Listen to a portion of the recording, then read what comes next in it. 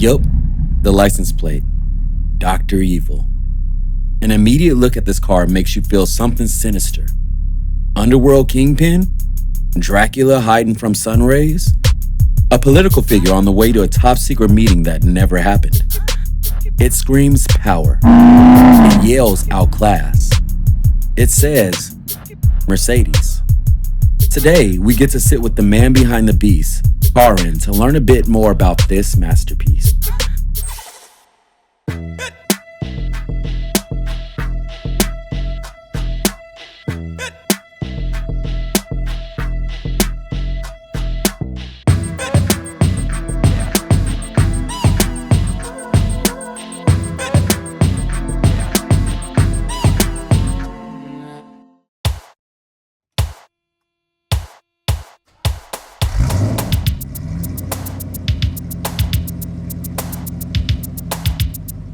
In the 1980s, Mercedes didn't just build a flagship sedan, they built a rolling fortress.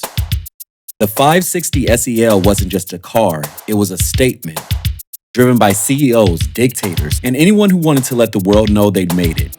Under the hood, a 5.5-liter V8 that turned highway cruising into a high-speed boardroom meeting.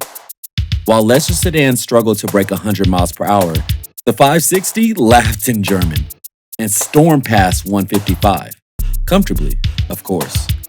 It had self-leveling suspension, ABS, airbags, and a build quality so over-engineered, most of them outlived the people who bought them. It was a car of choice for VIPs, world leaders, and even the Yakuza. When your eyes hit this car, it's a stance and monochromatic look that stand out. But what about this car made Karin go oh shift?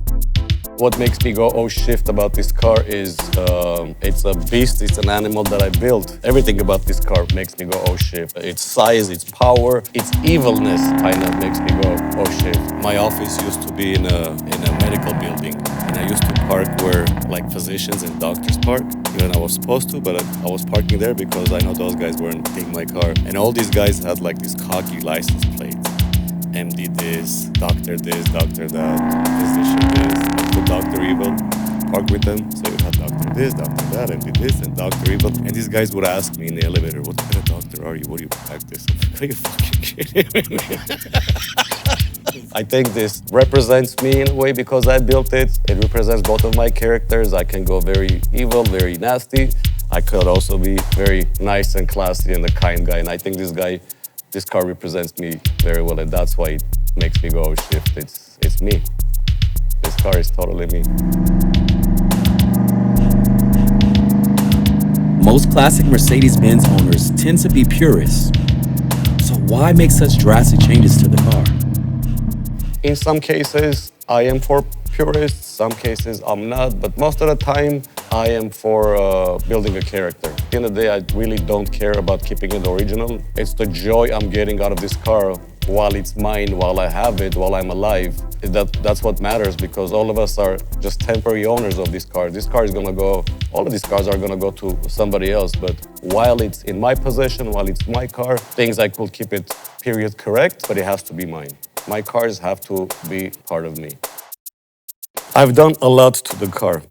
Now let me tell you first why I have this car. Very, very long time ago, I used to have a coupe version of this Mercedes. This is a 560 SEL, and I used to have a 560 SEC, but it was a real AMG car. I had that car before I sold it long time ago. I had that car for about 12 years. I sold it, and then I regretted it.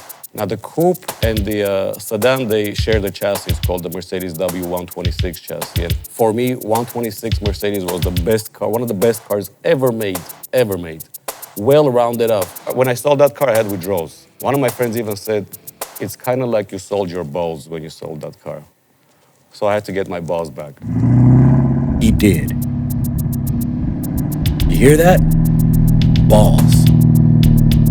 So I bought this car bone stock and I modified it. I've done so much throughout the time. First, I started with the AMG body kit. It's mix match of a AMG body kit from a coupe and a sedan. So there is some of my old coupe in here. Everything is modified on these cars. I mean, the wheels and the body kit is obvious. The suspension is modified. It has built-in V8s, HNRs, and the HNRs are trimmed to even get the stance that I want. The fenders are pulled and rolled. I had to go extreme on the back to fit 18 by 11 wheels in the back, which is very hard to fit, and I'm still rubbing. Interior-wise, I have some period-correct modifications like picnic tables. The curtains that you have to have is the 90s, 80s, and 90s cocaine car, you know? He has the period-correct car phone. As far as performance-wise, there hasn't been that much done to it. I have custom headers, downpipes, the full exhaust is custom. We've changed the camshaft, it has little hotter cams, and we've messed with the transmission. The good thing about these old cars, you can mess with them in any way you want. Everything is mechanical. You can mess with the transmissions. Pressure points, shift points, how hard it shifts, and it's all just either a knob or an Allen screw. It's a beast. It's a beast. I mean, you can't compare it to any of the new cars today, but by 1987 standards, I think this limousine keeps up with a lot of cars. The first car I ever modified was, it was right after high school. I had a 1989 Ford Probe GT. They don't exist anymore. You can't even find them like in junkyards. Those cars had Mazda engines on them. It was a 5-speed. It was a pretty advanced car for back then. The GTs were turbocharged, so that's the first car that I modified. Nothing crazy. Well, back in the days we were just out of school. Wheels, graphics, blah, blah, blah, stereo system. But after that, I've had many cars. But my love for Mercedes goes way back. It goes back to actually Russia. I'm from Armenia, and Armenia used to be part of Russia. And a long time ago, my dad brought an old Mercedes, a 450 SEL. The previous generation of this brought to Armenia. This is early 80s, mid 80s, and I fell in love with the Mercedes.